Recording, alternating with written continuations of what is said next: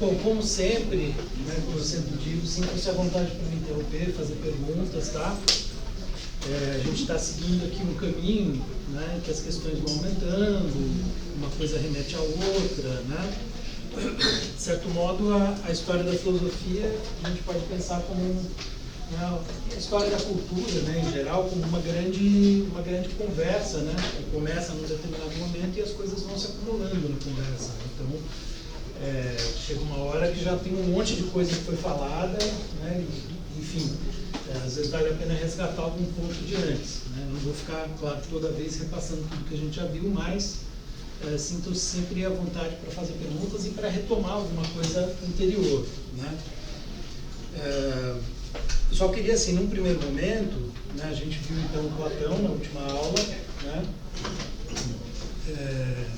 Queria só retomar um pouquinho assim, do movimento geral no seguinte sentido, né?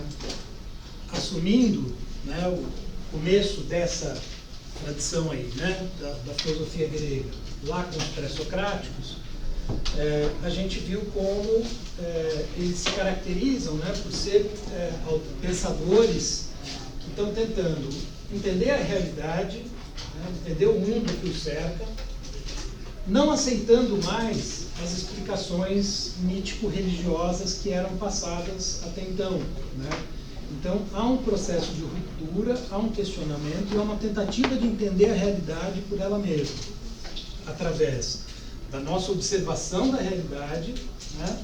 Portanto, através dos sentidos, né? Na última aula eu comentei como isso é importante, e por meio do pensamento, né? Que a gente convencionou chamar de pensamento racional. Né? Os gregos têm uma palavra, né, que é logos, que a gente já falou algumas vezes dela, né, que tem um sentido um pouco mais amplo do que o nosso termo razão, mas a ideia é que tem um modo de pensar aí mais associado ao que a gente chama de razão mesmo, né, um pensamento mais racional, mais dedutivo, né, em que a gente tenta descobrir as causas das coisas a partir daquilo que a gente percebe. Né.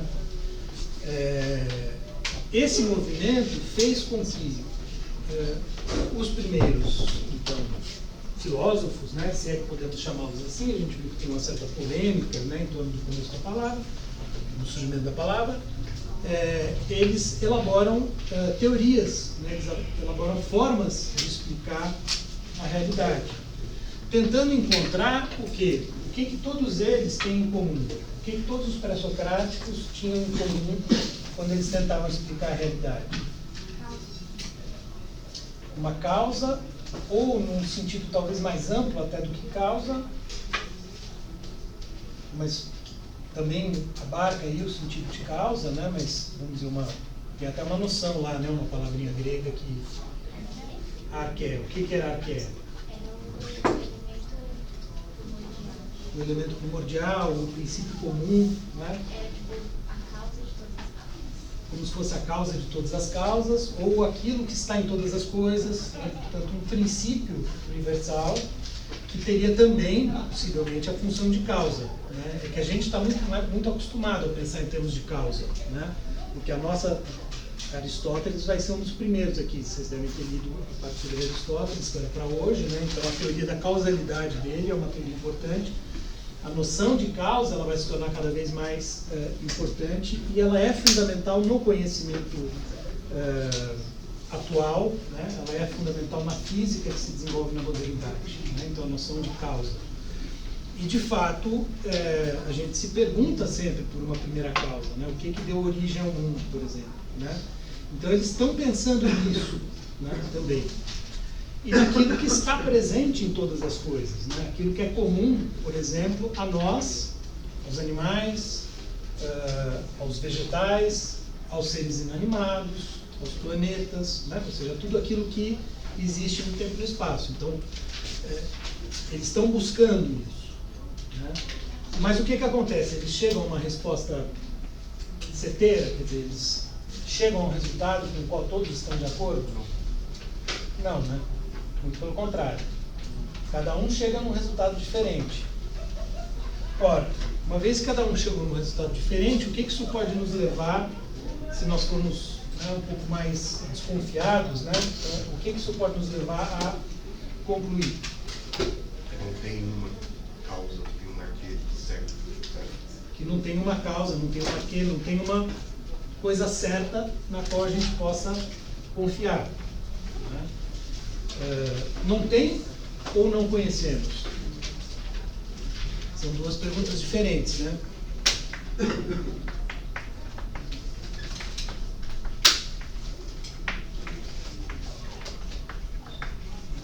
Concordam? Uma coisa é dizer, não tem princípio único, uma coisa que permite explicar tudo. Outra coisa é dizer que nós não conhecemos, ou ainda, né? Que não conhecemos ainda. Bom, quem que vai dizer isso? Quem que vai colocar esse tipo de questão?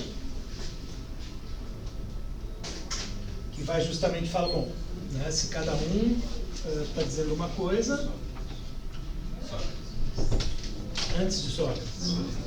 Os sofistas, né? Os sofistas são aqueles que colocam em questão, desculpa, se você tinha falado eu não vi, que colocam em xeque a questão do conhecimento, né? E que se perguntam, não tem?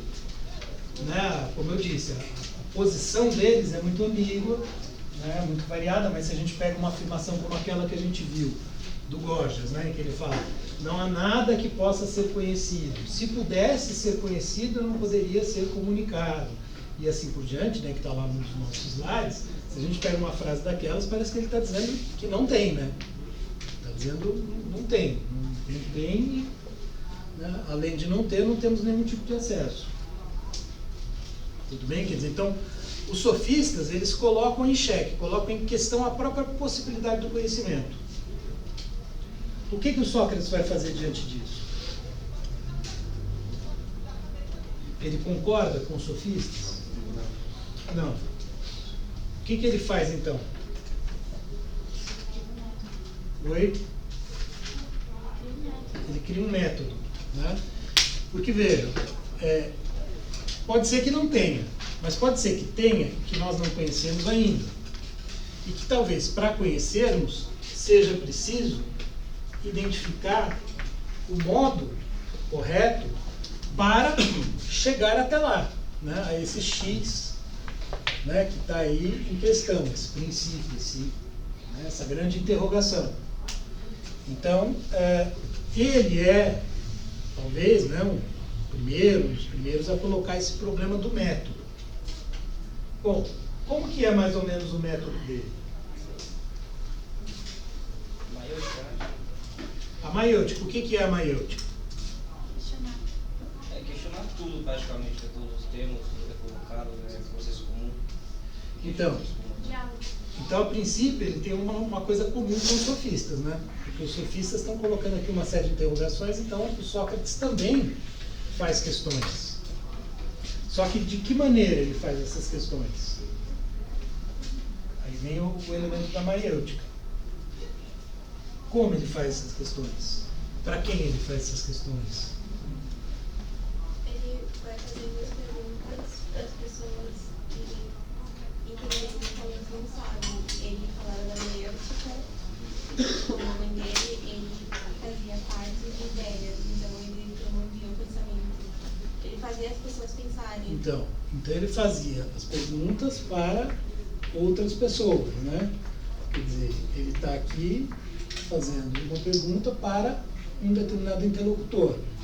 Então faz parte do método dele o diálogo, né? Esse é um ponto importante, né, que está associado à figura do Sócrates. Por isso que o Platão, que herda, né, que tem uma influência grande do Sócrates, vai escrever na forma de diálogos, né, de tanta importância que ele dava a essa figura, a figura do diálogo, que é uma coisa, parece, né, que nós valorizamos até hoje, pelo menos em princípio, né? Quem é que não valoriza, né, o diálogo para chegar a determinadas ideias, a um determinado consenso ou não, enfim, mas a gente está o tempo todo trocando ideias uns com os outros, né? E aí, desse diálogo, ele tem a expectativa, como vocês disseram, como a colega falou, de fazer com que esse carinha aqui, né, que está conversando com ele, seja capaz de, por ele mesmo, né, produzir algum tipo de conhecimento. Isso é que ele chama de maiêutica. Por que maiêutica? Ideia de parto, né? Então, é como se ele fizesse, né, com que a ideia nascesse. Daí a ideia do parto. Então, o diálogo, né, seria uma forma de estimular, uma forma de ocasionar o parto, né? Fazer com que, questionado, o indivíduo fosse capaz de reconhecer. Mas qual que é a primeira coisa que esse indivíduo tem que reconhecer, segundo Sócrates? Qual vai ser o primeiro resultado, assim, o resultado que o Sócrates espera, o resultado positivo? Qual é o primeiro resultado que ele espera desse indivíduo? A pessoa entende que ela não sabe. Que ele entenda que não sabe. Ou seja, o primeiro conhecimento, né, é um conhecimento que a gente poderia dizer que é um conhecimento negativo, né? Um conhecimento negativo não no sentido de ruim, né? Negativo no sentido de ser um reconhecimento de que não sabe, né? Não sei, né? Então, se o indivíduo chega, por exemplo, dizendo, não, porque isso não é justo, né? E aí o Sócrates questiona, mas o que é que você entende por justo? O que é justiça? Né? E o cara dá um monte de exemplos, e ele vai falar, bom, é isso, é aquilo. E Sócrates vai mostrando que as respostas não são satisfatórias até que chega uma hora, vamos dizer, em que ele confessa, tá bom, não sei. Então me diz aí o que é. Né? E aí o que Sócrates vai responder? Sócrates aparentemente também não tem uma resposta, né? Ou pelo menos Sócrates está tentando mostrar em relação a certas questões, porque vejam, né? Nos exemplos que o Danilo deu no texto, né? Então se a gente pega a virtude ou a justiça, né? Ou a beleza, tá? São todos exemplos diferentes daquele outro exemplo que a gente várias vezes aqui comentou, que era o exemplo da abelha.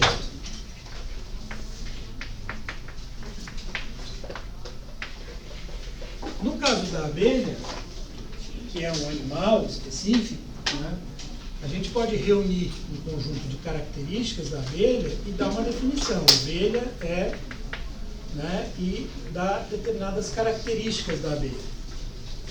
Só que, em geral, os diálogos que Platão traz e os diálogos pelos quais Sócrates ficou famoso, né, não eram diálogos sobre a abelha. Né? O caso da abelha ele é dado no livro como uma analogia. Né? Em geral, os diálogos dizem respeito a temas como esses. Né? E aí a diferença entre uns e outros, né, entre abelha, né, entre esse tipo de conhecimento e esse tipo de conhecimento, é uma coisa que Platão e Aristóteles já vão explorar bastante, a gente vai falar disso daqui a pouco. Né? Mas no caso desses valores, então, né, se Sócrates está dizendo não sei, o que isso implica para nós? Se uma pessoa chega dizendo não, porque justo é isso, justo é aquilo, né? Sócrates a confronta e força a pessoa a dizer, tá bom, eu não tenho certeza, eu não tenho convicção, eu não tenho clareza, né? Algo assim, né? Ou seja, a pessoa admite uma certa dificuldade, no mínimo, de definir com precisão o que seja justiça ou o que seja virtude. Tá? E que Sócrates não tenha propriamente uma resposta como ele teria para, digamos, definir o que é uma abelha. Isso é um problema?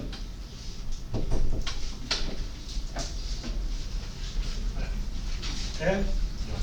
Bom, a certo ponto sim. Mas vejam, vocês têm clareza, cada um de vocês tem consigo próprio clareza a respeito do que é justiça, do que é virtude, do que é beleza e assim por diante? Não. Vocês têm uma definição para dar assim, bate pronto, se eu pedir? Alguém tem? Onde é que eu quero chegar com isso, né? Quando eu quero dizer que talvez não seja um problema, ou pelo menos não seja um problema tão grande assim. Do que isso depende? Se a gente não tem clareza, né? Se nenhum de nós tem clareza sobre o que é justiça, mas nós estamos conversando sobre isso, né? E digamos, né, nós precisamos chegar a um acordo sobre uma determinada questão. Por exemplo, qual uma maneira justa de avaliar os alunos de temas e problemas em filosofia? Né? O que a gente pode fazer a respeito? Discutir. E ao discutir, se a gente não percebe que ninguém tem uma definição, o que a gente pode fazer? Criar uma definição. Né? Ou seja, a gente pode chegar a uma... Vou colocar aqui para criar, né?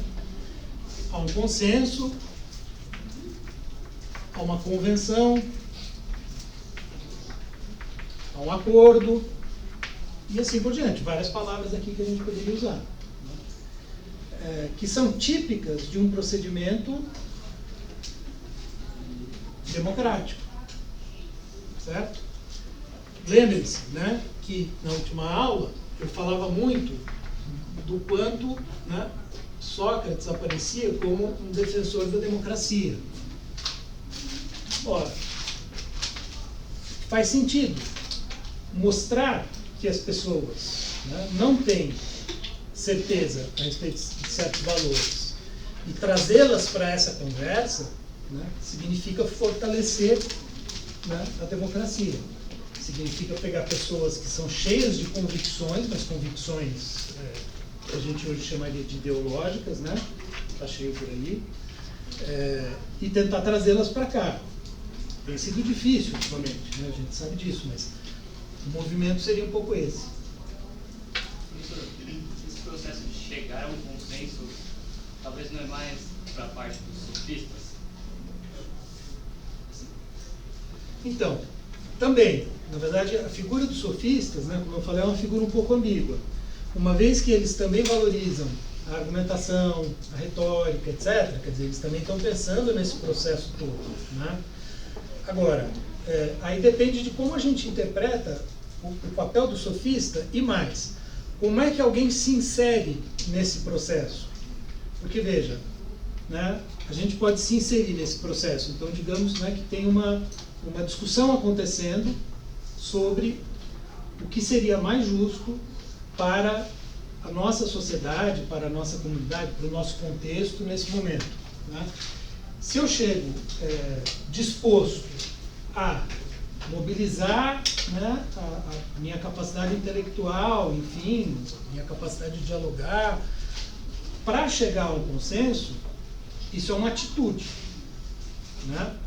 Agora, se eu já chego com um determinado objetivo em mente, né, e entro no diálogo já querendo convencer as pessoas de uma determinada coisa, aí eu não estou propriamente entrando no espírito democrático da conversa. Eu estou tentando o quê? Persuadir e, em alguma medida, manipular as pessoas. Então, na verdade, isso é uma coisa que vai ser importante em Aristóteles, a gente vai ver daqui a pouco. A gente está falando de duas atitudes aí, né? Uma atitude que digamos, né, que eu estou chamando aqui de genuína, né, e outra que é interessada. Seria boa fé e má fé. A gente poderia colocar nesses termos, né? Alguém que entra de boa fé na conversa e alguém que entra de má fé na conversa. Os sofistas ficaram conhecidos, né, por causa da má fama que, enfim, dois gigantes atribuíram a eles, né, Platão e Aristóteles, né, dois gigantes históricos filosóficos, né, atribuíram a eles a má fama de terem má fé, de serem mal intencionados nesse sentido. Isso é discutível, né? Muitos historiadores discutem isso, talvez não fosse bem verdade, né? Mas eles ficaram com essa fama, né? Então, de serem parte interessada, às vezes nem por si próprios, mas por estarem a serviço de alguém, por exemplo, né, de um governante poderoso, como um advogado. Né? Então que o governante vai lá, coloca ele numa posição privilegiada, eu ia brincar aqui, coloca num certo tribunal, por exemplo, onde, né, ele pode advogar a seu favor. Né? Ora, nesse caso, a gente está falando de um uso manipulatório, e aí sim, né, os sofistas, como os bons advogados, eram conhecidos por ter uma grande habilidade retórica e assim por diante. Essas diferenças aqui, ó, né, então são diferenças de atitudes que dizem respeito a um âmbito que o Aristóteles vai chamar de conhecimento prático, que se distingue do teórico.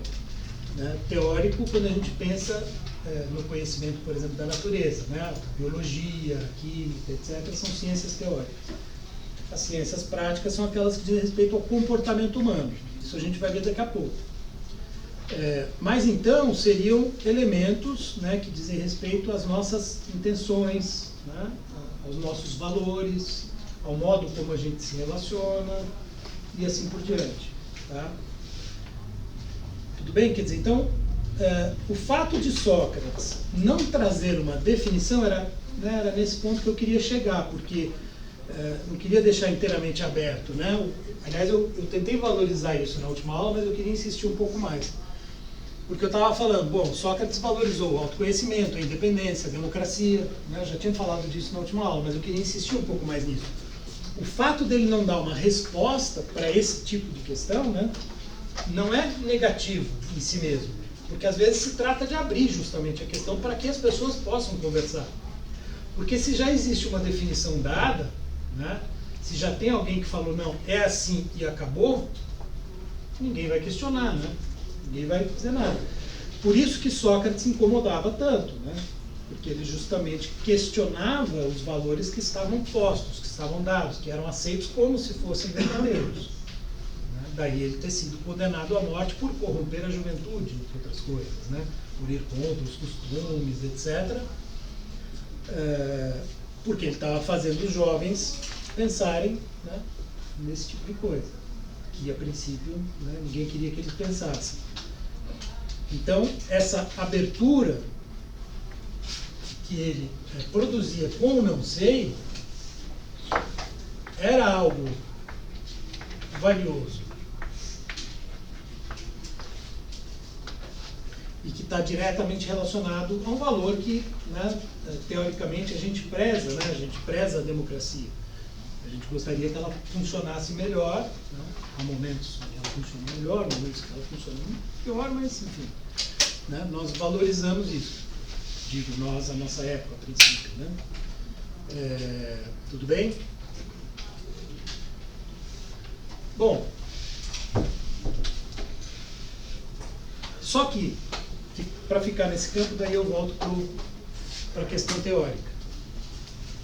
Dependendo do que acontece, né? Então vamos dizer que num cenário democrático, o que pode acontecer? Né? Se pessoas bem intencionadas estão se reunindo para discutir, né? Tentando criar consensos, né? Criar determinadas convenções que sejam válidas para todos e assim por diante, criar leis adequadas, também existe um risco, né, nesse mesmo ambiente. Qual que é esse risco? Que risco que a gente está sempre correndo? Então, mas para que... Estou pulando etapas, né, mas para que aconteça o fim da democracia? Muitas vezes, essa é uma questão que hoje, né, tem se discutido muito no mundo, né? Porque você tem, classicamente, né, o fim da democracia por meio de golpes, né? Então você tem um golpe de Estado, como nós tivemos em 64 e como tantos outros, né? Em que de uma hora para outra você tem uma ruptura institucional, Mas você tem, em muitos casos, o que se considera uma crise interna da democracia, né? Então, um fim da democracia que vai se construindo, que vai se constituindo por dentro da democracia, né? Uma espécie de corrosão da própria democracia. Como que isso acontece? Seria fazer os próprios cidadãos duvidarem do sistema democrático.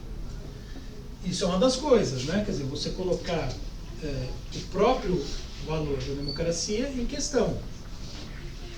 E veja, né? Aí a gente vai ficar naquela questão das atitudes, né? Num plano muito sutil, porque você está... As armas são as mesmas, né? Quer dizer, são as armas do diálogo, né? No fim das contas, enfim, a boa-fé ou a má-fé que estão ali por trás, né? Mas você pode colocar em questão a própria forma da democracia e pode começar a, enfim, ainda mais, né, quanto mais complexa uma sociedade, mais nuances ela comporta e tal, você pode começar a criar intrigas, começar a criar uma série de coisas, né? Não só isso, né? Além de questionar, que mais? Você pode... Capacidade de estabelecer consenso. Você pode interferir nos consensos, né? Como os sofistas faziam, quer dizer, você pode manipular. Para manipular, então, né? Pensando na ideia de manipulação, como que você manipula? Qual que é uma das estratégias interessantes para manipular ou que costumam funcionar bem? Mentindo, né? A gente falou tanto em fake news ultimamente, né? Ora, né? Nada mais é uma fake news do que mentira, né? Então, inventam-se fatos, né? E tudo isso pode colocar a democracia em risco, né? E, eventualmente, enfraquecer a democracia. Ora, em alguma medida, esse é um cenário que, a princípio, o Platão vai ter diante de si, né? O Sócrates ele pega um momento de fortalecimento da democracia, para o qual ele colabora, né? Então, ele está lutando pela democracia. O Platão, supostamente, vê um momento em que a democracia está se enfraquecendo. Fala. Professor, os sofistas, eles usaram uma mentira também para... É relatado alguma coisa? Então, de novo, é o que eu falo. É muito difícil falar dos sofistas, né? Porque quando a gente fala dos sofistas, na verdade existiam, digamos, centenas, milhares de sofistas, né? Quer dizer, o sofista era uma figura, era um personagem que existia na época, né? Que tinha essa característica, era alguém que tinha bastante conhecimento, né? Informação, tinha boa capacidade retórica, boa capacidade argumentativa, ele costumava trabalhar ou lecionando ou advogando, né, quer dizer, defendendo teses, então ele era remunerado pelo seu saber, mas existiam vários sofistas. Então, essa generalização que a gente faz é uma generalização historicamente complicada, né? Mas certamente devia haver aqueles que faziam isso, né? Uma vez que eles estavam sendo remunerados para defender um determinado interesse político, né? Nada mais razoável do que supor que sim, né? Mas aqueles, por exemplo, né, que deixaram pensamentos escritos, dos quais a gente tem notícia, que a gente sabe alguma coisa, Gorgias, Protágoras e tal, né? A princípio, não sei se a Isadora tem alguma informação diferente, mas eu não saiba que eles fossem conhecidos por mentir, né? Eu acho que, na verdade, eles desenvolveram certas ideias, né? Que vamos dizer, Sócrates, principalmente Platão e Aristóteles, né? Viam como temerárias, porque eram ideias que podiam favorecer o relativismo, né? Agora, certamente no jogo político da época devia ter muita fake news, como tem em jogo político de qualquer época, em qualquer lugar, né? Então, certamente, mas assim, é difícil fazer uma afirmação sobre os sofistas, né? Do ponto de vista dos inimigos, parece que eles eram caras muito malvados, né? Mas talvez eles não fossem tão malvados assim, né? Mas mesmo se você parar para pensar, né, a importância que o Platão dá para os sofistas, né, o fato de ele dar um título de um diálogo, o sofista, né, uma figura que aparece sempre, então, na verdade, ele vê o sofista como um interlocutor cujas teses ele acha que tem que ser combatidas, né, mas um interlocutor que ele reconhece como um interlocutor relevante, um interlocutor importante e que com o qual é preciso dialogar. Então, mesmo eles talvez não tivessem uma imagem tão ruim, né, dos sofistas. Eu estou com a lista aqui agora. Estou achando que eram as minhas notas. Enfim, então eu estou aqui, na verdade, porque na última aula eu criei, né, um pouco, de um lado, eu estava tentando salvar o Sócrates, eu queria salvar ainda mais hoje, mas eu também criei uma imagem bastante negativa do Platão no que diz respeito a isso, né, porque eu, inclusive, mencionei o Popper, né, que coloca o Platão como... O Popper tem um livro no século XX que é os inimigos... a sociedade aberta e seus inimigos, que seriam os inimigos da democracia. Ele começa pelo Platão, né? Mas por quê? Né? Então, agora tentando entender o ponto de vista do Platão, porque o Platão ele pega esse cenário, ele pega um cenário em que a democracia está se corrompendo e ele, partimos desse princípio, conhecendo a obra dele, né? Enfim, bem intencionado, né? Movido por boa fé, gostaria que a sociedade fosse bem governada e fosse bem governada no interesse de todos, né? Isso tá, pode subir um pouquinho só, Isadora, eu não queria voltar, que esse aqui é tão avançado, né? Mas ele está em nome do interesse universal, contra o interesse individual, pensando uma sociedade ideal. Pode voltar.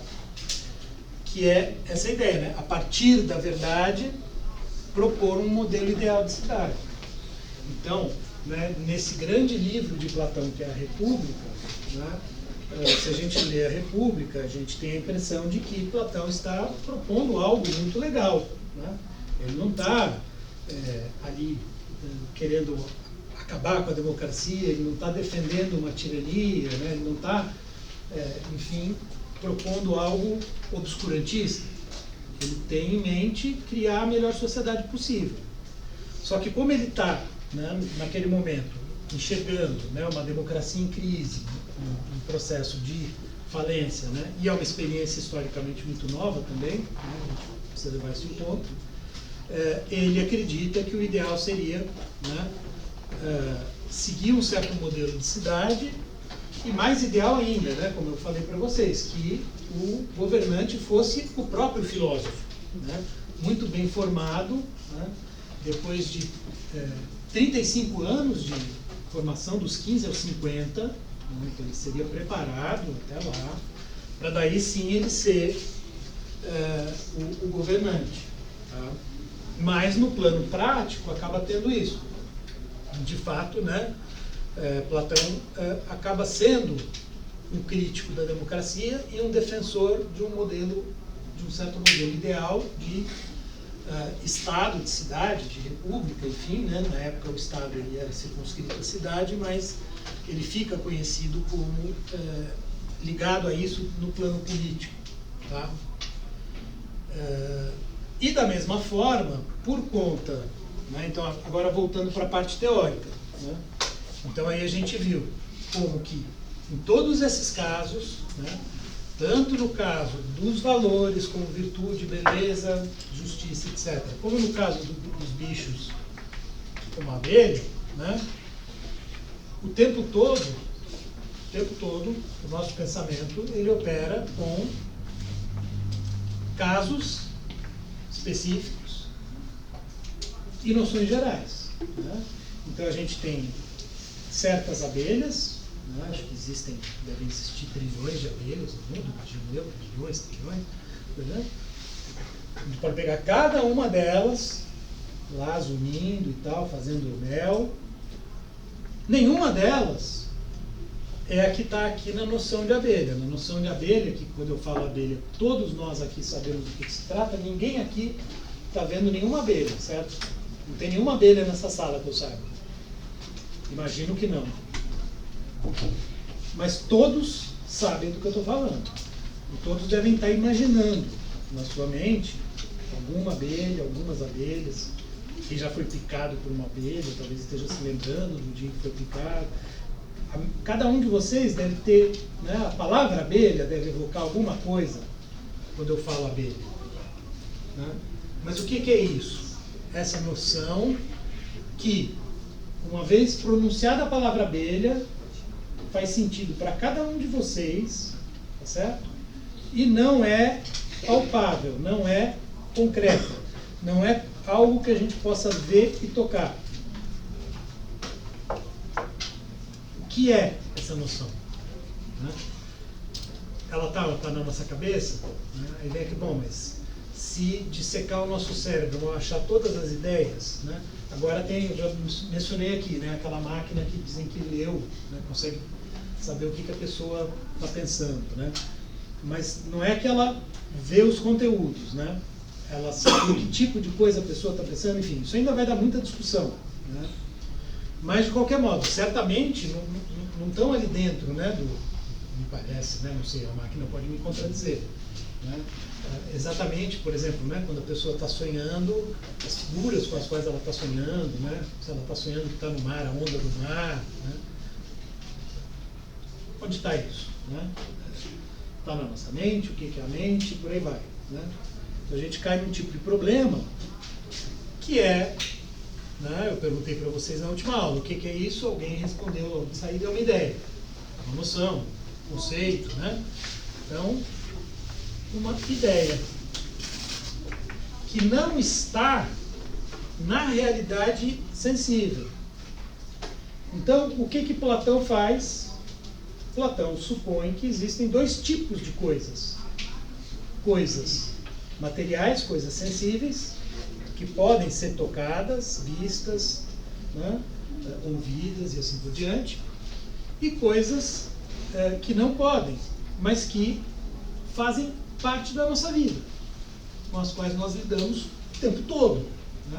A criança, né, a partir do momento que começa a entender alguma coisa do que está à volta dela, né, ela já começa a desenvolver noçõezinhas ali, enfim, né? Aí caberia, né, ver lá na psicologia infantil, né, exatamente, essa máquina talvez consiga um dia ver exatamente o que está acontecendo, mas, né, começam a surgir essas noçõezinhas.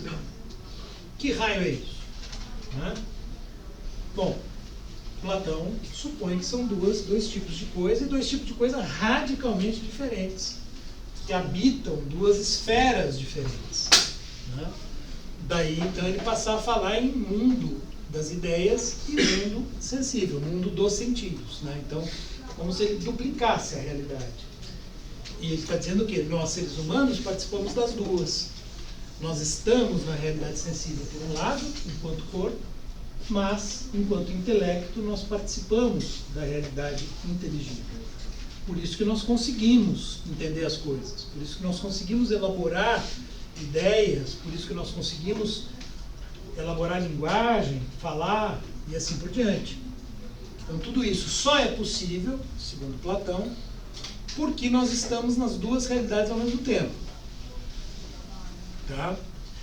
Então, aqui estão as essências, a essência é a árvore, e aqui estão as árvores particulares. Né?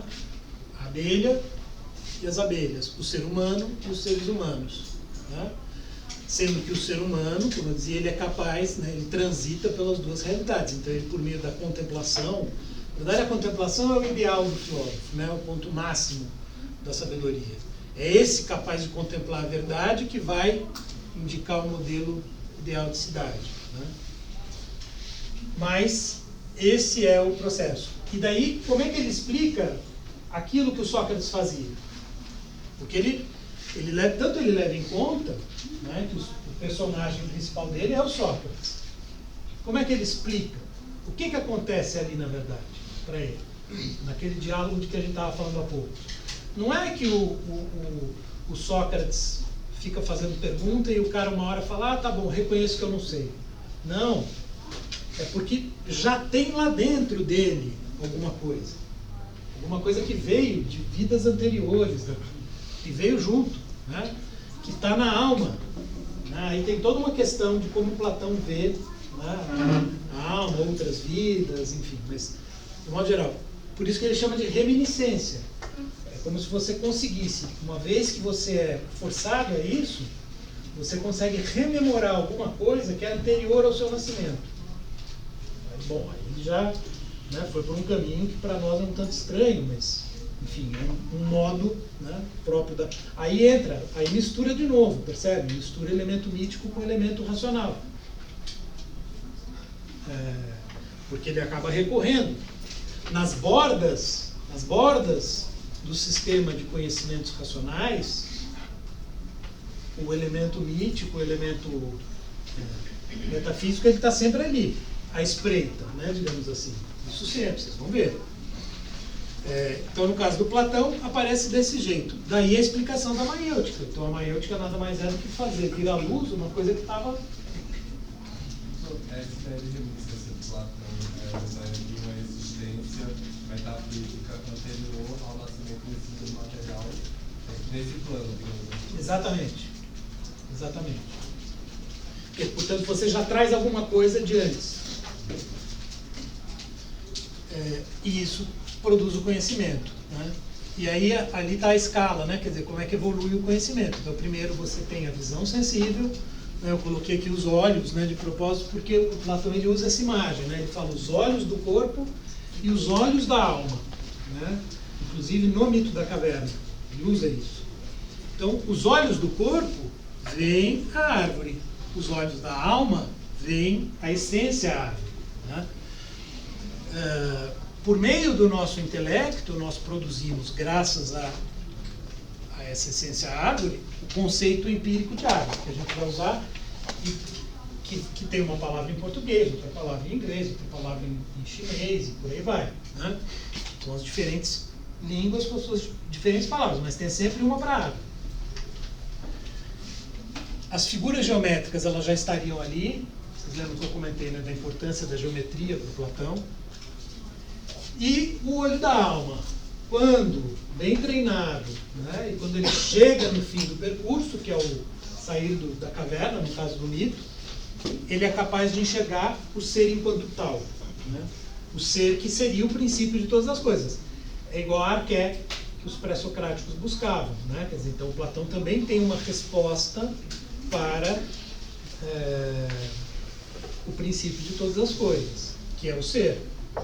Né? Eu insisti um pouco na última aula para facilitar a compreensão, né, na possibilidade da gente pensar por analogia na ideia de Deus, né? Como se fosse encontrar esse ser supremo que está por trás de tudo e que orquestra tudo, né, de fato. Inclusive para Platão, isso é importante porque a gente vai ver agora em Aristóteles, né? O ser, eu mencionei isso, mas vale insistir, né? Ele é a fonte da verdade, do bem e da beleza. Então tudo vem do mesmo ser. Então, o filósofo que chegou ao final do percurso, que é capaz de contemplar com os olhos da alma ser ele mesmo, sabe o que é o verdadeiro, sabe o que é o bom, sabe o que é o belo. Por isso que ele deve ser o governante. Porque ele é o único que sabe, né? Fala. Eu entendi aqui um pouco. Quando ele fala do olho da alma, que enxerga a essência, essa essência seria a mesma em todos os objetos, em colocar os pré-socráticos, ou é diferente a cada... Seria a mesma no caso do ser em geral, né? Só que vamos dizer, é um pouco mais complexo o mundo das ideias, né? Mas desse ser, esse vale para tudo, né? Todos somos. Então, ser está em tudo, né? Então, Deus que está em tudo. Ele é onipresente. Aliás, nisso bate com o conceito judaico-cristão de Deus, né? Só que aí você tem, por exemplo, as várias essências, como a árvore, a abelha, ser humano, etc., né? Que estão ainda num plano ideal, que estão ainda no mundo das ideias. Tá? A árvore, ela está só na árvore, ela não está na gente, né? E assim por diante, mas o ser está em tudo.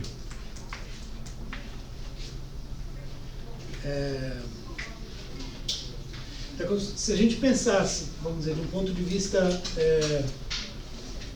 a gente vai ver isso em Aristóteles, né? Mas partindo de baixo, né? Se a gente pensa o que há em comum entre os diferentes indivíduos, né? Então, por exemplo, nós e os cachorros. Né? Nós temos uma série de propriedades comuns que permitem agrupar-nos na categoria dos mamíferos. Vamos dizer, né? Então eu tenho os mamíferos. Aí eu tenho um outro grupo, né? Que vai ser o grupo dos ovíparos, por exemplo. Né? Até o momento que eu vou chegar aqui, eu vou falar dos animais. Só que eu tenho os vegetais, que também são, né, a gente considera, são seres vivos. Então eu tenho, de um lado, os animais, do outro lado, os vegetais. E aí eu tenho os seres animados, né, os seres vivos, e os seres não vivos, de outro lado. Né? E sobre eles todos, o que eu tenho? A noção de ser. Então é o conceito mais universal de todos, aquilo que se aplica a tudo. Então se eu acompanho o Platão, né, nesse movimento e penso, bom, as essências estão desse lado, né, estão do lado do universal, então faz sentido ir descendo, né, até o menor. O Aristóteles vai fazer o caminho contrário, a gente vai ver em seguida. Né? Então, ao fazer isso, o Platão é levado a estabelecer essa dualidade. Então, esse é um bom momento para a gente ver por que o Aristóteles vai discordar disso. Pode passar isso, por favor. Bom, aqui eu não trouxe nenhum slide anterior para cá para falar. Posso fazer só mais uma pergunta? Claro. Antes do seu mudar. Ainda sobre a ideia de resistência. Tem que a ver com o que o senhor estava falando agora. O que o Platão está dizendo é que, vamos supor, tem uma semente. Ela não é uma árvore, é uma semente. Mas se você tem a ideia de ter uma árvore no seu quintal, você planta a semente, aquilo vai virar uma árvore. Então, antes a árvore existia num plano de ideia. A partir do momento que você planta a semente e aquilo cresce de uma árvore, ela passa a existir nesse... Exatamente o que o Aristóteles vai explorar aqui, né? Ele vai falar da semente, da árvore e, no caso, a semente vira árvore, como você está dizendo, e depois a árvore pode virar mesa. É a potência, né? A potência. Acho que você não vai querer fazer isso com a árvore do seu quintal, né? Você não vai transformar ela em mesa. Mas ela pode. Mas você tem razão. Para o Platão seria isso, exatamente isso. Por que nós conseguimos, eu falei isso na última aula, por que nós conseguimos criar coisas? Nós conseguimos criar mesas, por exemplo. Né? Porque nós partilhamos do mesmo intelecto do universal, de ser, de Deus. Né? A gente partilha do mesmo intelecto. Então nós somos o único ser no mundo capaz de criar coisas como Deus criou as criaturas. Né? Então, isso seria um argumento a favor dessa analogia. Né? Mas aí já, enfim, misturando um pouco os dois registros, né? O Platão com o registro teológico judaico-cristão. Bom, então o que o Aristóteles... Ele está no mesmo quadro de problemas, né? Veja, é preciso sempre lembrar o seguinte: pré-socráticos, sofistas, Sócrates, Platão, ele é discípulo de Sócrates durante um tempo, né? Bom, Sócrates morre, como a gente sabe, é morto. Platão fala sobre isso. Platão desenvolve sua própria filosofia, Aristóteles estuda com Platão, também é aluno de Platão, e depois vai desenvolver a sua filosofia se contrapondo à filosofia do Platão. Então, cada um deles parte do outro. Né? Então, isso é uma característica que a gente percebe aqui e que vai ser muito comum ao longo da história do pensamento. Porque é como eu estava dizendo no começo, é como uma conversa. Né? A gente está desenvolvendo, tem várias posições sendo colocadas. Quando você entra na conversa, geralmente você pega o que alguém estava falando e, né, se contrapõe àquilo que a pessoa estava falando. Bom, quem estava falando aqui era o Platão, né? Era a voz que estava falando, era o cara. Né? Então, o Aristóteles, que vem... O Aristóteles tem uma história curiosa, né? Vocês devem ter visto. Ele trabalhava numa família rica da Macedônia, né? Ele foi preceptor daquele que seria o grande imperador da antiguidade, Alexandre Magno, né? E aí especula-se, inclusive, né, o tipo de coisa que ele estudava lá, que ele começou estudando quando ele ainda estava na Macedônia, né, quando jovem. E que, por exemplo, ele tinha algum contato com a medicina, né, portanto, com alguns conhecimentos naturais, o que poderia explicar, né, um certo pendor, uma certa valorização do saber empírico, do saber ligado aos sentidos, né? Porque a gente viu que o Platão, quando ele vai para o mundo das ideias, né, o mundo dos sentidos, ele fica sendo meio secundário, né? Tudo aquilo que acontece nos sentidos é explicado a partir das ideias. Então, Aristóteles está lá, né, eu coloquei aqui a medicina e tal, ele vai para Atenas, que era o lugar onde as coisas aconteciam na época, né, era a grande cidade, e vai ter aula com Platão. Né? Então ele vai aprender o quê? Ele vai aprender esse mundo, né? Eu coloquei de novo aqui só os dois, né? As duas cores, né? O mundo das ideias e o mundo sensível. Ele vai aprender isso com Platão. Mas ele começa a ver uma série de dificuldades em aceitar essa coisa dos dois mundos, né? Porque, de fato, vamos voltar um pouquinho, né? Quando eu falo para vocês, onde está a noção de abelha? Está na nossa mente e tal, mas disso a gente chegar à conclusão de que existe um mundo das ideias, né? E de que no mundo das ideias existe a abelha, né? Como uma espécie de forma ideal, né? Que se aplica à realidade, a cada abelha nova que surge, né? Há um passo que eu tentei forçar aqui, né? Tentei levar vocês comigo, né? A esse passo, tentando mostrar que fazia algum sentido, mas é um passo assim que não é muito, para nós, assim, me parece, não é um passo tão natural, né? Do fato da gente, tudo bem, a gente concorda que a noção de abelha é uma noção com a qual a gente opera, né? Quando eu falo abelha, todo mundo sabe do que eu estou falando.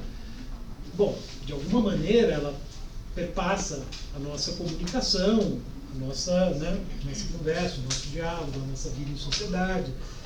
Mas daí a concluir que há um outro mundo, né, um mundo das ideias, e que lá existe a abelha, né, universal, e que cada abelha particular é uma representação, um acontecimento da abelha ideal, que é como, né, Platão explica, há uma pequena distância, né? Paulo? Mas as outras representações de abelha, por exemplo, é meio... Mas, por exemplo, a Beyoncé, ela pelo fandom dela, digamos assim, eles chamam ela de abelha. Inclusive, eles usam um fio, que é inglês, que é abelha, né, para denominar. Então, isso também gera um signo, né? Mas esse conceito que você está falando, isso se aplica a essa tipo de construção também, ou ele se aplica a uma construção mais ortodoxa? Então, aí já é o ser humano criando alguma coisa. Lembra? O ser humano consegue criar o que ele quiser, a partir das ideias. Então eu posso pegar a noção de abelha, né, e criar uma fantasia, por exemplo, vestir em alguém e falar, olha uma abelha aqui. No caso pode ser a Beyoncé, né? Eu tenho a noção de canto, né? A noção de canto é uma noção universal, que vale inclusive para os pássaros, não é só para o ser humano, né? Mas daí o modo como eu vou fazer, como o ser humano associa as coisas, aí nós podemos fazer isso, porque o nosso intelecto ele permite essas combinações. Mas, veja, você colocou um problema que é um problema interessante. Porque à medida que começam a aparecer subespécies, por exemplo, né, à medida que a ciência empírica vai avançando, né, os conhecimentos, inclusive com o próprio Aristóteles, né, porque o Aristóteles ele vai estudar os particulares, ele vai estudar zoologia, botânica e tal. À medida que começam a surgir subespécies, né, então você tem, sei lá, vamos supor, né, você tem árvore. Mas você tem eucalipto e você tem araucária, né? O eucalipto, ele é uma essência universal ou não? Ou só a árvore que é universal e o eucalipto não? Onde é que está a fronteira? Percebe? Então você apontou para um problema real. Um problema que é um problema para os platônicos e que é o tipo do problema que o Aristóteles vai apontar. Onde está a fronteira? Né? Percebe? Bom, Porque existem subgrupos de seres humanos. exato. Não, e de outros seres.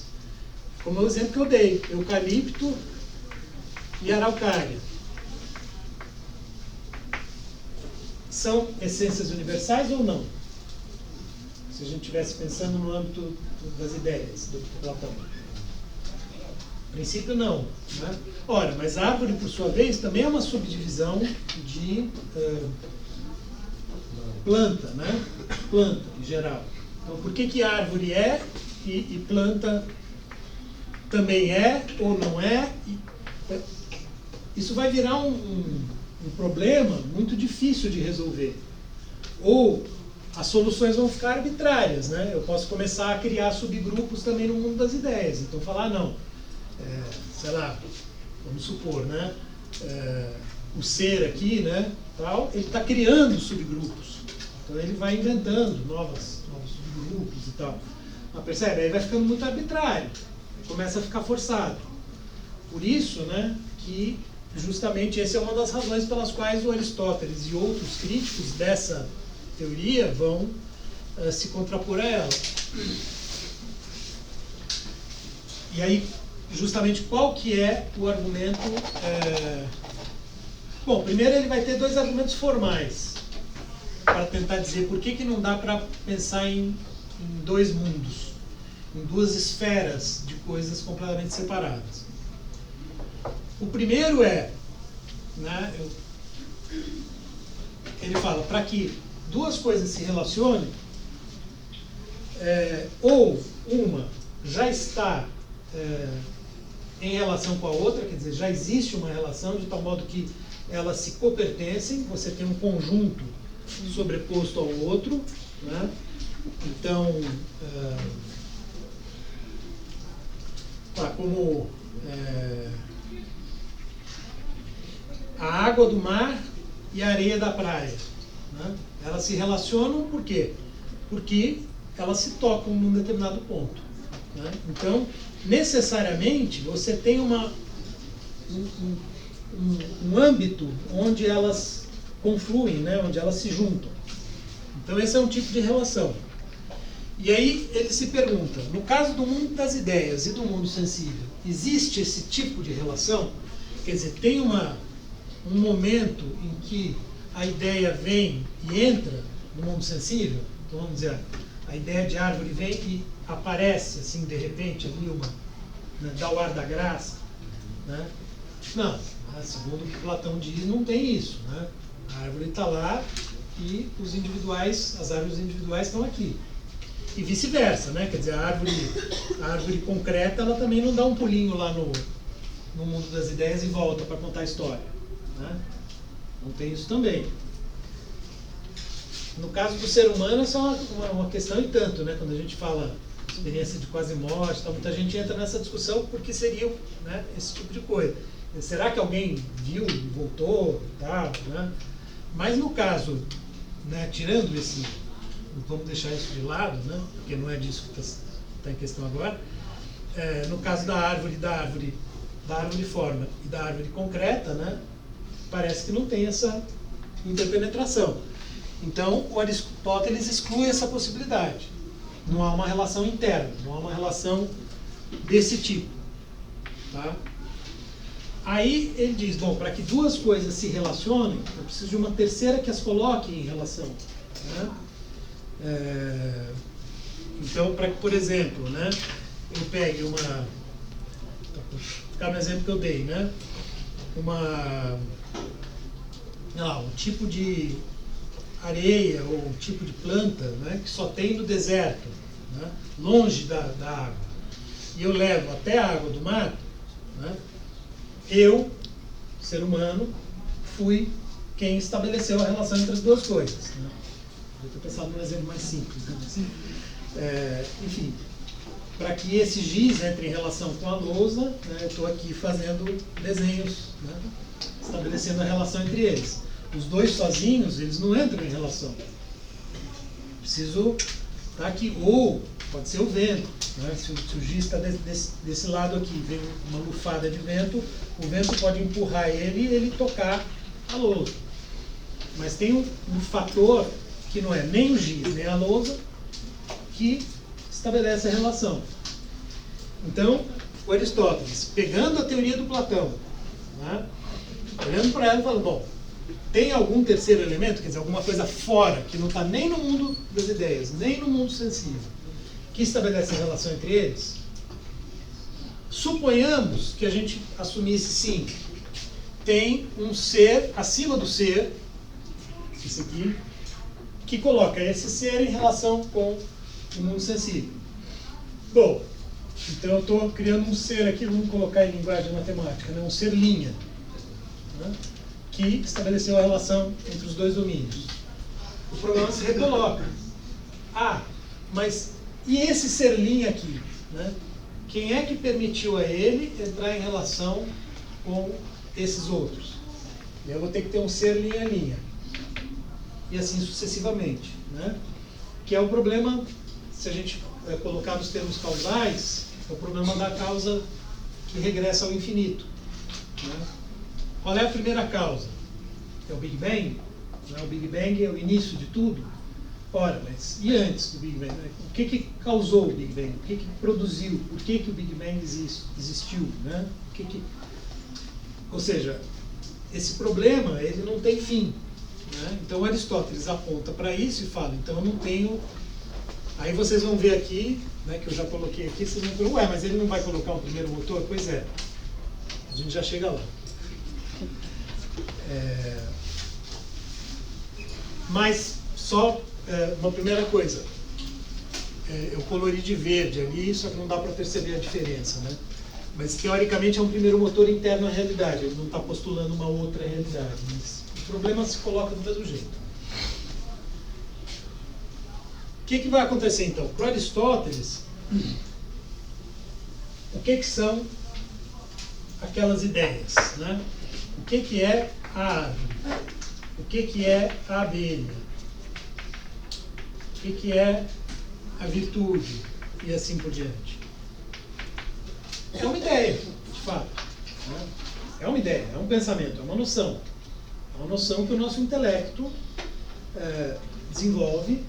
Nós temos capacidades intelectuais que nos levam a desenvolver, na verdade, palavras que servem de nomes para as coisas. Né? Então, desde tempos imemoriais, que o ser humano habita o planeta Terra, ele está dando nomes às coisas. Né? Ora, então o que acontece? Né? Essa suposta essência nada mais é, segundo ele, né, do que, eu coloquei, né, aqui os olhos do corpo, e não tem olho da alma em lugar nenhum, né, porque então Aristóteles rompe com essa ideia. A gente vê indivíduos, e aí a gente vê esses indivíduos em grande quantidade. Né, quer dizer, o ser humano ele vai se relacionando com o mundo, e ele vai tendo várias ocorrências, né, de determinadas coisas, até o momento em que ele elabora um nome para aquilo. Né? De tanto a Beyoncé se vestir daquele jeito e tal, passaram a chamar ela de abelha, é isso? Na verdade é porque é como se fosse um enxame que segue ela. Então. É a ver com... Acho que é a brincadeira com o nome. Teve um enxame e tem até série. Tá. Eu é que sou um pouco desinformado sobre esse assunto. Mas na verdade, eu usei o exemplo dela, mas na verdade serve para qualquer coisa, se a gente pensar sobre subgrupos do nome, assim, sim. Né, Ricardo falando de cultura, mas qual cultura, tipo, qual a essência é a essência e tal, é mais uma discussão sobre... Claro, eu gostei do exemplo, por isso que eu voltei a ele. Mas enfim, vejam, a maneira como os nomes surgem, como a gente atribui os nomes às coisas, é muito variado. Mas por que hoje um monte de gente sabe? Eu não, que eu estava desinformado, mas vários aqui já sabiam. Né? Por que vocês sabiam? Né? Porque isso já foi repetido várias vezes, um monte de gente já usa esse nome. A partir do momento em que o nome é usado muitas vezes, ele vai ficando conhecido, né? A gente passa a ter. Mas ele está sempre associado a um mesmo Não, uma mesma coisa que acontece. E assim, né, as coisas vão se sucedendo, né, e os nomes vão aparecendo, desde a origem até hoje. Esse é um exemplo peculiar, mas os nomes que a gente dá às coisas, né? Vocês acabaram de entrar na UFABC, vocês vão ver que um monte de coisa na UFABC vocês vão chamar por siglas, né? Vocês já devem saber várias, mas vocês ainda vão saber muitas outras, né? TPF, BM, e por aí vai, né? Não vai faltar sigla na UFABC. O centro, CCNH, SEC, CMCC. Então, na UFABC as siglas, né, são verdadeiros nomes universais, assim. Então, quase no mundo das ideias do Platão. Funciona assim, né? Então, o argumento do Aristóteles vai ser do tipo, olha, a gente funciona assim. O que é a noção de abelha, né? Bom, é uma pergunta que não tem como ser respondida do ponto de vista sensorial e, portanto, não faz sentido colocá-lo, menos ainda, faz sentido supor uma outra ordem de coisas só para poder dizer que ela está lá. Fala. Para Aristóteles, os sentimentos estão em qual dimensão? Os sentimentos estão na única dimensão que existe para ele, que é a dimensão sensível. Professor, mas então não existe a noção de verdade em Aristóteles? Sim, mas ela está associada ao processo de generalização a partir do sensível. O Aristóteles, vamos dizer, a contraposição que está em jogo aqui, para quem já conhece um pouco de filosofia, é entre um idealista e um empirista. Tá? Quer dizer, o Platão acha que para que se possa falar em verdade, eu preciso de um plano ideal. O Aristóteles está dizendo o seguinte, o sentido das coisas é derivado da experiência através do nosso intelecto. Quer dizer, a gente usa o intelecto para desenvolver teorias gerais a respeito do mundo. Essas teorias são válidas se elas batem com o mundo, né? Então, vamos dizer, é uma primeira versão, claro, tem um monte de nuances aí, mas a gente poderia dizer que é uma primeira versão do empirismo. Tá? O empirismo é um nome, como a gente vai ver depois, que reaparece na modernidade e tal, que está sempre associado àquelas teorias que acreditam que o conhecimento ele vem da experiência e ele está inteiramente lastreado na experiência sensível, através dos sentidos. Tá? Então não tem nenhuma outra dimensão, né? Nenhuma outra ordem de coisas. Depois a gente vai entrar em mais detalhes sobre isso. Mas por enquanto, né, respondendo ao colega, é isso. Por isso que, né, vejam, isso aqui saiu de cena, né? Ele vai percorrer um caminho que está todo aqui no mundo sensível. Partindo da onde? Partindo dos indivíduos. Por quê? Porque os indivíduos é que têm existência concreta. Né? O que tem existência real para Aristóteles? A árvore individual. Esta árvore, aquela árvore. Elas têm existência. Posso tocar, posso ver. Elas existem. A noção de árvore, ela é uma noção operatória com a qual nós trabalhamos, tanto quanto os números matemáticos, né? Mas ela não tem existência concreta. Então, o que tem existência para ele são os indivíduos. Então, é aqui, né? São os indivíduos de onde a gente parte. Então, esta árvore, aquela árvore, este indivíduo, cada um de nós é real. Nós temos realidade, no sentido forte para Aristóteles. Para Platão, ser humano, ideia, digamos, tem mais realidade do que cada um de nós. Um pouco isso, né? Quer dizer, é mais importante, é mais essencial. Nós só existimos por causa do ser humano ideal, para Platão. Para Aristóteles, não tem ser humano ideal e cada um de nós é real. Cada um de nós tem a sua, para usar a palavra dele, tem a sua substância, sua essência, digamos assim, em si mesmo. Tá?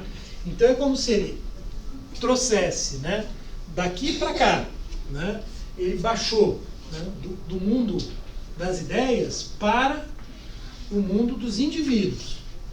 Então é a árvore, o indivíduo humano, a abelha, né, aquela abelha,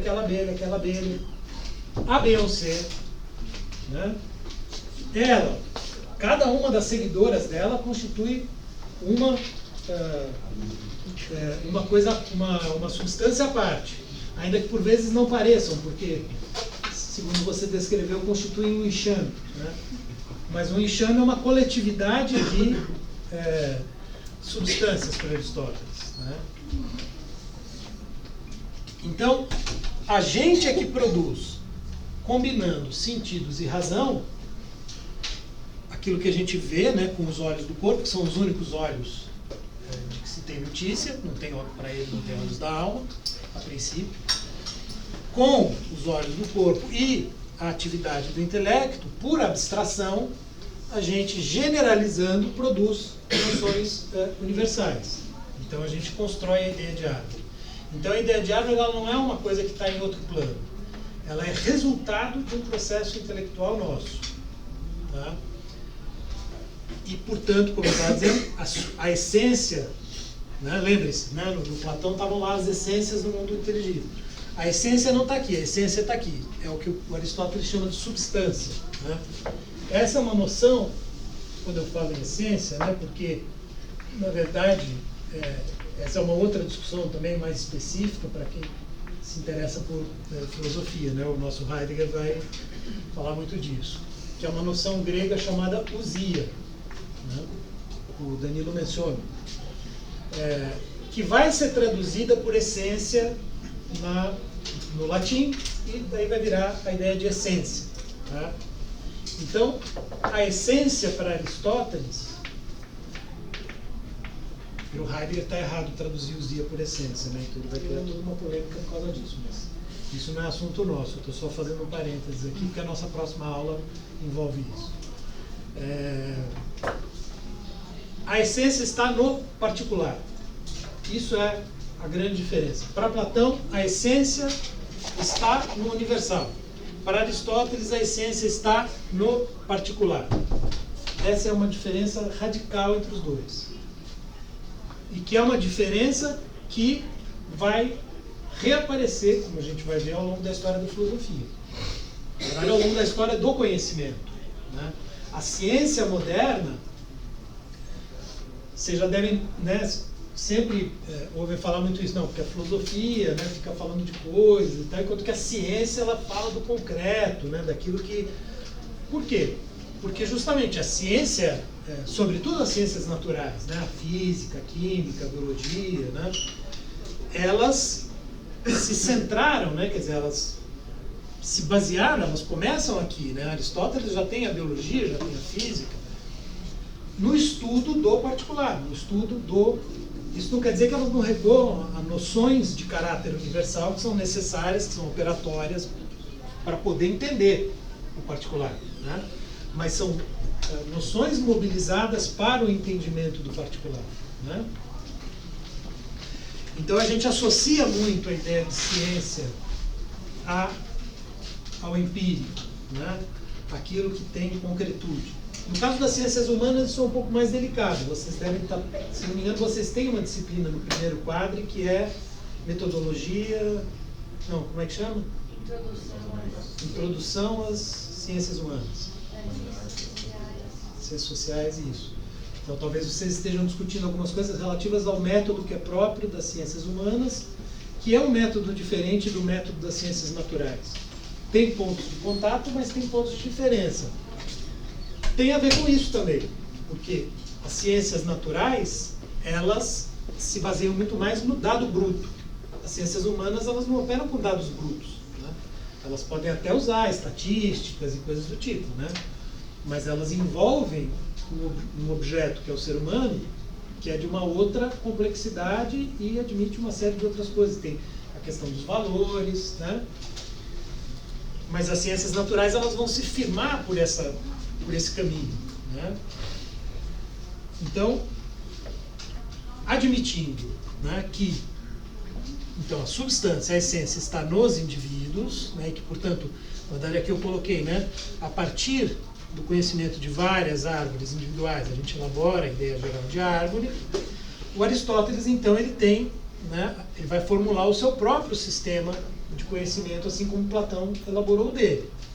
Né? Então ele tem uma teoria do ser, Ou seja, né, o que significa ser, o que significa existir, e aí a gente já percebe uma diferença significativa em relação a Platão, porque para Platão, vamos dizer, o fundamento do ser está fora do mundo empírico, como se fosse um Deus que está em outra dimensão. Para Aristóteles, não. Para Aristóteles, o ser está aqui mesmo. Tá? Essa é uma primeira diferença importante. Então, tem uma teoria do ser? Tem. Mas ela não é dualista. Tá? Em Platão, há uma dualidade. Então, se a gente... Né, porque eu estou colocando aqui teoria do ser, a gente acabou de falar da teoria do ser de Platão. Né? Então, você tem duas teorias do ser aqui. Uma dualista e a outra que não é dualista, que é monista. Aí não confundam com o monismo do Parmênides, tá?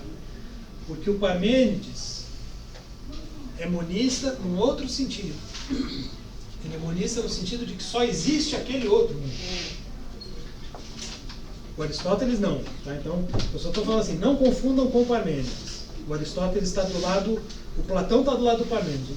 O Aristóteles está do lado do mundo sensível. Ele quer dizer assim, só tem mundo sensível, não tem outro mundo. Fala.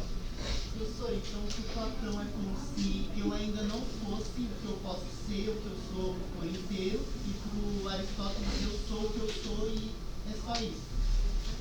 Não é que é só isso. Você pode mudar, você pode evoluir. Você, veja, tem toda uma coisa que eu vou explicar agora, né, no âmbito da teoria da causalidade, do ato da potência, etc., que são as transformações pelas quais você pode passar. Mas existe algo em você que é essencial, que não muda. Quer dizer, você é uma pessoa e é a mesma pessoa. Né? Isso também daria um outro tipo de discussão, mas existe a ideia, sim, de que você é um indivíduo singular e que a sua essência é essa singularidade. Você nasceu e vai morrer um dia e é esse indivíduo, assim como eu, assim como ela, assim como cada um de nós. Nós somos um indivíduo humano que nasceu e vai morrer. Esse indivíduo, ele tem substância, segundo Aristóteles. Nós constituímos uma essência particular. Isso não quer dizer que a gente não admita diversas transformações, mas essas transformações são transformações acidentais, é o que eles chamam de acidentais, não são transformações essenciais. Mas veja, a essência aí é algo muito indefinido, né? Quer dizer, não tá dado o seu RG, seu CPF, nada disso, né? É só a individualidade, quer dizer, tem um núcleo de singularidade aí que é o mesmo. Agora, isso comporta uma série de variações ao longo da vida.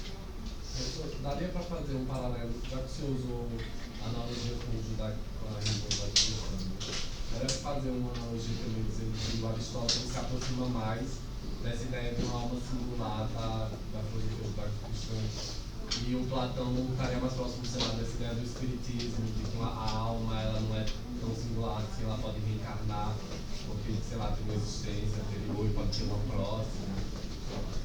Agora ficou difícil. Não sei te responder com segurança nenhuma, assim, porque eu não conheço tão bem o pensamento deles, muito menos esses aspectos, né? Mas tem uma coisa de... me parece que tem alguma coisa de reencarnacionismo no Platão, né? Então tem alguma coisa que lembra o espiritismo no Platão. Isso não quer dizer que o Aristóteles está mais próximo da tradição judaico-cristã, não sei o quanto ele está. Eu não saberia te responder a isso com segurança. E no caso, eu não estou falando necessariamente de uma alma, quando eu falo dessa essência singular. Eu estou dizendo que é uma essência singular dada aqui no mundo sensível. Tá? É um organismo vivo. Cada um de nós constitui um organismo vivo que vai mudando ao longo da vida, mas que algumas coisas não mudam, né? Enfim, sei lá, se a gente for entrar em minúcias, a gente poderia pensar, bom, né, os órgãos, né, o coração, o fígado, o rim, né, são os mesmos, enfim, isso dá muita discussão, mas a ideia é que há um mesmo organismo que persiste. Só que esse organismo comporta as mais diferentes variações, inclusive no que diz respeito a como a pessoa se percebe, a como ela se auto-identifica e a como os outros a identificam. Porque aí isso já se dá no âmbito cultural, isso já se dá no outro âmbito. Mas é um mesmo organismo, essa é a ideia. Não sei se alguém mais tinha feito. É errado chamar esse mobilista de imobilismo, porque na internet eu tinha visto que era um área mobilismo e outro imobilismo. Seria Heráclito contra Parmênides? Não, então é isso que eu falei para não confundir. Que lá tem outro sentido. Eu aqui estou colocando monista para diferenciar do dualismo do Platão, que tem mundo inteligível e mundo sensível. O Aristóteles só tem um mundo sensível. Mas isso não quer dizer que ele é imobilista. O Parmênides, sim, era monista e imobilista. Por quê? Porque, vejam, a questão é que para o Parmênides, por isso que é bom assim, eu só falei para não confundir, porque como lá ele fala em monista e aqui eu estou falando em monista, são sentidos diferentes. Porque para o Parmênides, vamos dizer, o Parmênides está mais próximo do Platão, é como se ele estivesse dizendo assim, tem o ser, tá? E daí, o que não está no ser lá em cima, né? Quer dizer, os indivíduos, é como se eles nem existissem. É como se nós fôssemos ilusões. Tá? Só isso aqui existe. Isso no Parmênides. Tá? Por isso que ele é monista e imobilista. O Aristóteles não. O Aristóteles seria monista e mobilista. Porque as coisas mudam. As coisas estão o tempo todo se transformando. O Aristóteles, se a gente quiser fazer uma analogia, o Aristóteles está mais próximo do Heráclito. Platão está mais próximo do Parmênides e o Aristóteles mais próximo do Heráclito. Por quê? Porque o Aristóteles valoriza o sensível. Valoriza a realidade justamente das coisas que estão em permanente transformação. Enquanto que o Platão valoriza o domínio do ser, que seria, né, esse domínio das essências imutáveis. Né? Bom, então, dada essa compreensão do ser, que é uma compreensão então do ser sensível, empírico, tá? Ou seja, deste mundo, do nosso mundo, uma maneira de compreender o ser que está mais próxima, digamos, para facilitar as coisas, né? Do que a gente entende, como eu já falei, por ciências naturais. Tá? O Aristóteles começa a desenvolver alguns conceitos, algumas noções e alguns conhecimentos, inclusive, que vão constituir a base da ciência posterior, inclusive do que a gente até hoje conhece como ciência. Aqui sim, aqui começa a surgir um tipo de ciência que é o que a gente conhece, que a gente entende por ciência. Tem algumas transformações importantes no âmbito da física. Claro, tem transformações importantes em todos os âmbitos, né? Porque as ciências têm cada uma delas a sua história. Né? Mas Aristóteles já começa a plantar as bases do que a gente entende hoje por ciência. Por exemplo, estudar os diferentes tipos de plantas e classificar as plantas. Estudar os diferentes tipos de animais e classificar os animais. Coisas que vão ser continuadas, né? Ao longo da história. Para isso, ele mobiliza algumas noções, então. Né? Primeiro, como é que ele resolve, vamos dizer, como é que ele explica aquela questão do... eu já me adiantei um pouco, mas agora dou um passo atrás. Da essência universal na sua relação com o individual. Tá? Quando a gente dá um nome às coisas, quando a gente fala abelha, quando a gente fala árvore, ele está dizendo o seguinte: abelha e árvore não são ideias no sentido platônico, né? Não é uma ideia com I maiúsculo, não é uma ideia em sentido forte, do jeito que a gente viu uma essência, mas é o que ele vai chamar de forma. A partir do momento que a gente desenvolve uma noção, essa noção ela fica sendo como uma forma vazia. E essa forma vazia, ela pode ser preenchida a cada vez com um conteúdo. Esse conteúdo é o que ele vai chamar de matéria. Tá? Então, dada a noção de árvore, eu pego uma árvore qualquer ali fora e falo, olha ali uma árvore. O que eu fiz? Eu preenchi a noção com conteúdo. Se eu falo para vocês, abelha, provavelmente cada um de vocês, na sua imaginação, está imaginando uma abelha. Se não estão, imaginem agora. Tá? Cada um de vocês está preenchendo a forma abelha com algum conteúdo, alguma matéria, lembrando de uma abelha, ou né, imaginando uma abelha desenhada no livro. Né? Ele deve estar pensando na abelha, eu sei, claro. E assim por diante. O que isso significa? A noção em si de abelha ela é vazia. Só que a gente sempre preenche. A gente sempre vai preencher. Mesmo que seja na imaginação. Né? Quando eu falo cachorro. Quem tem cachorro, provavelmente vai pensar no seu cachorro, é no caso. Quando falo cachorro, eu penso no Toby, que é o meu cachorro. Então, o que eu faço? O que eu fiz? Eu não estou vendo o Toby agora. Estou imaginando ele lá em casa e tal. Eu estou preenchendo a noção com um conteúdo. Fala. Professor, mas esse exemplo até agora foi mais de coisas que a gente vê, né? Tipo, eu vi uma abelha, então eu sei como preencher, mas tipo uma pessoa cega, ela nunca viu um cachorro, como que ela aprende isso? Por meio da memória da audição, por exemplo. Porque ela associa o cachorro a um som, latido. Então, a visão não está mais na imagem, está em Não. algum aspecto que Algum pode ser aspecto diverso. sensorial. Tem toda a razão. Uma pessoa cega que não tem a visão do cachorro, provavelmente associa o cachorro à audição, ao tato, né? Quer dizer, tem alguns elementos, mas acho que principalmente a audição, né? O latido do cachorro é algo inconfundível. Então, isso vai dar a matéria que preenche a noção. Quando a gente pensa em algo com coragem, Boa. Boa. a gente possa sentir. Exatamente. Ótimo exemplo. Que era o caso dos diálogos socráticos. Né? Que coragem.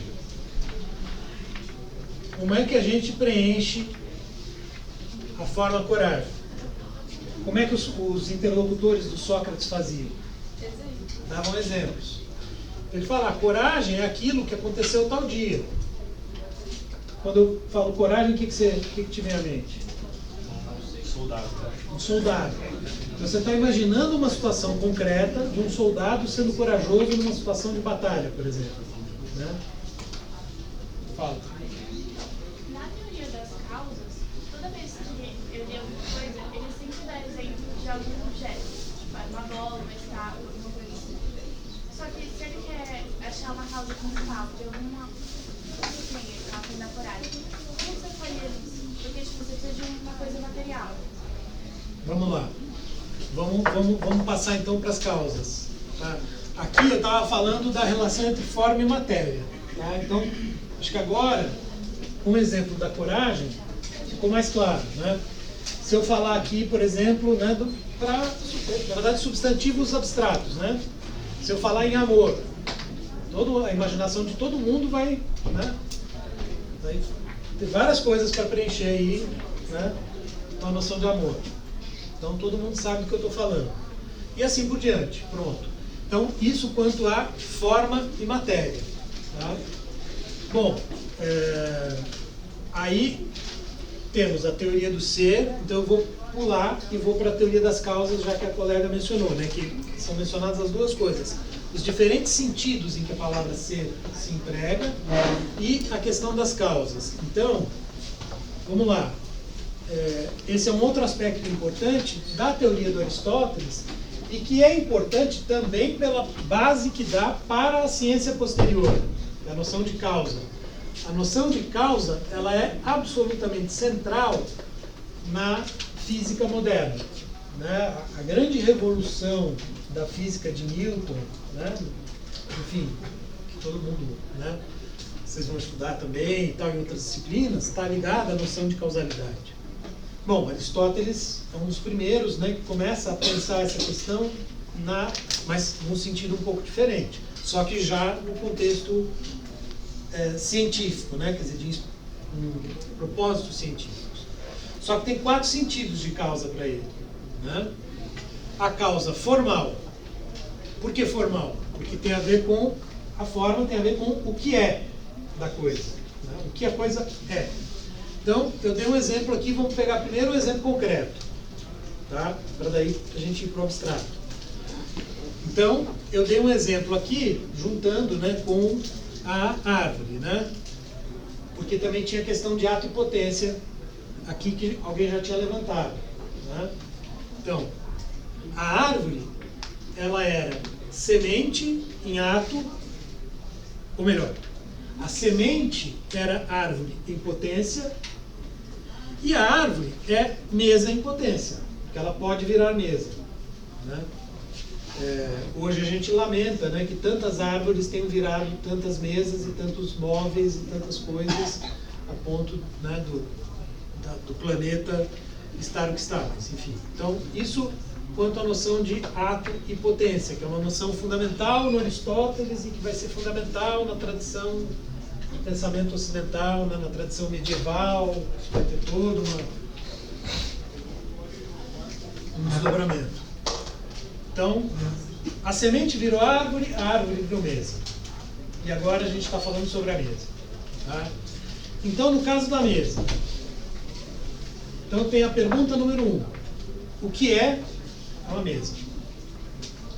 Quando eu pergunto para alguém, apontando aqui, o que é, vocês me respondem, mesa. Né? O que vocês estão fazendo? Vocês estão juntando forma e matéria.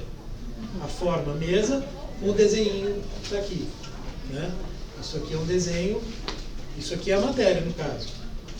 Tá? É o desenho. Então você juntou a forma mesa com o desenho mesa. 2. Do que ela é feita? Madeira, árvore, né?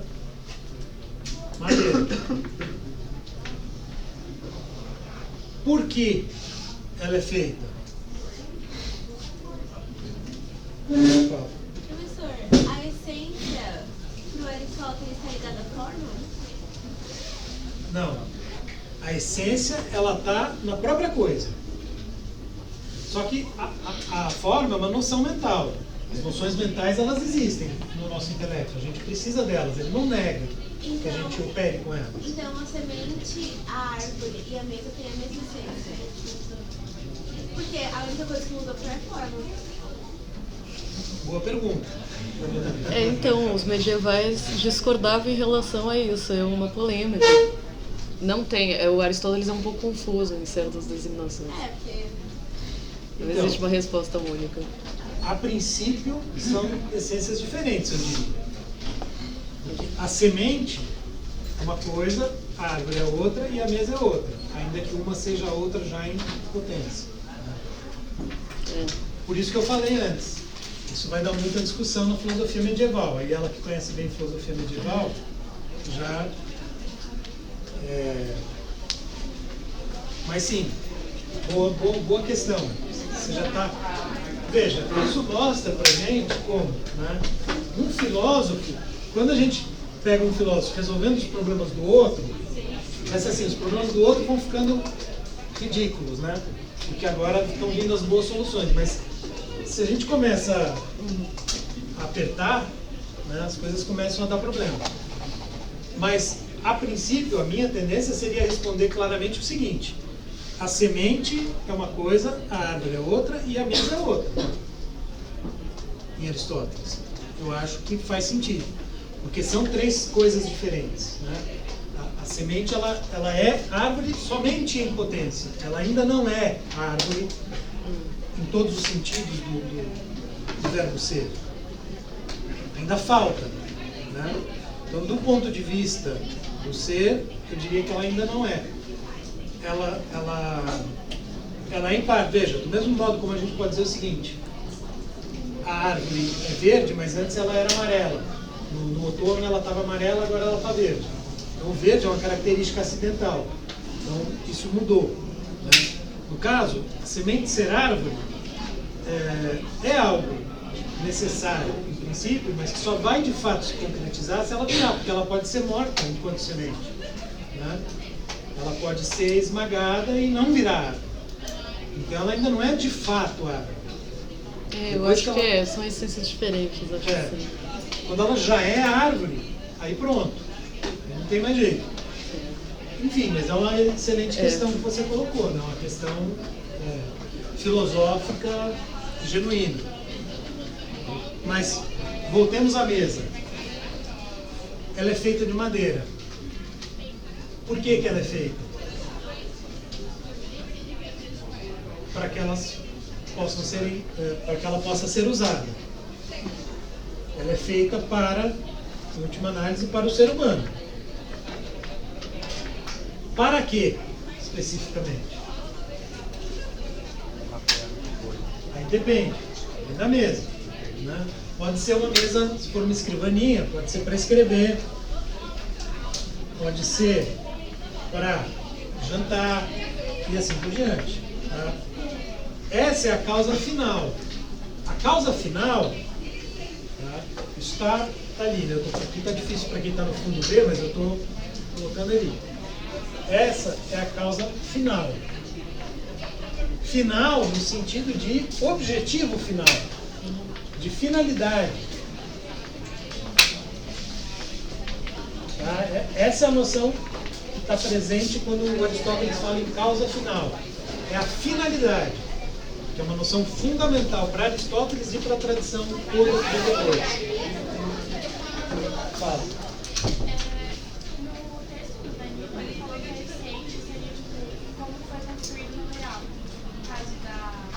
Deu exemplo de uma estátua, as ferramentas que construíram a estátua.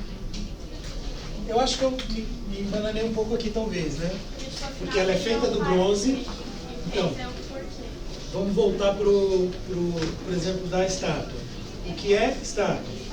De que é feita? Bronze. Por que é feita? Ferramentas. Pelas ferramentas. Como é feita, né? Porque ele colocou como porquê X é X. Tá. Então esse porquê também poderia ser como, né? Eu acho que ele coloca de uma forma confusa, é mais como. Ele que tornou, porque é a causa que aquilo tem execução. Como é que aquilo virou o que é, né? Seria isso. Né? Então, tipo, é necessário ter um artista para fazer a estátua. Mas a finalidade da obra de arte, que seria a contemplação, o prazer, enfim, aí é a final, que é a mais importante de todas, né? Na verdade. Tem razão. Então, na verdade, acho que eu acabei me confundindo. Não, eu acho que agora, ele põe. a explicação é que eu me... Ele põe você como me ajudou. porquê. O porquê, no caso, é mais esse porquê do como, né? Como ela é feita. Né? Então, no caso, né, não é que é para o ser humano, né? Que seria...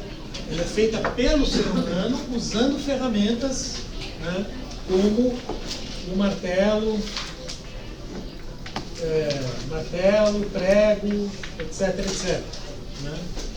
Então, só que a grande pergunta, né, que você tinha feito, a gente ainda não chegou nela, que seria, no caso do substantivo abstrato. Né? Então, se a gente pensar de novo no exemplo da coragem.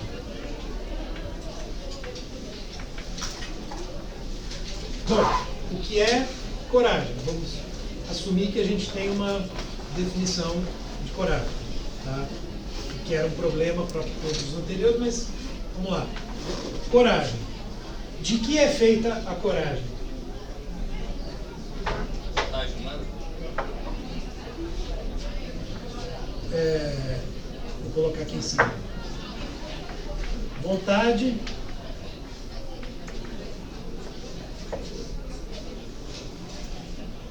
Ou seja, acho que vontade é uma boa resposta possível. Né? Heroísmo não seria quase um sinônimo? Né? Mas talvez aí, em vez de heroísmo, talvez a gente pudesse colocar um ideal. Né? tem que ver se o ideal não está no quarto também, né? Mas a princípio, né, alguma coisa do ser humano, né? Quer dizer, alguma coisa nossa, alguma capacidade humana que a gente mobiliza para aquilo, né? Então, alguma... como ela é feita? Como a coragem se faz? Ações. Através de ações humanas, né? Quer dizer, então eu vou praticar a coragem agindo de maneira corajosa. Então eu preciso ter dentro de mim alguma coisa que eu vou mobilizar agindo de tal maneira a ser corajoso. E aí, a causa final, que pode ser um ideal, como eu sugeri a partir da sua resposta, né? Mas pode ser algo mais específico também, né? Se eu estou, por exemplo, no contexto de um soldado numa batalha, o ideal é ganhar a batalha, né? Então, é a vitória. Então, eu tenho todos os elementos.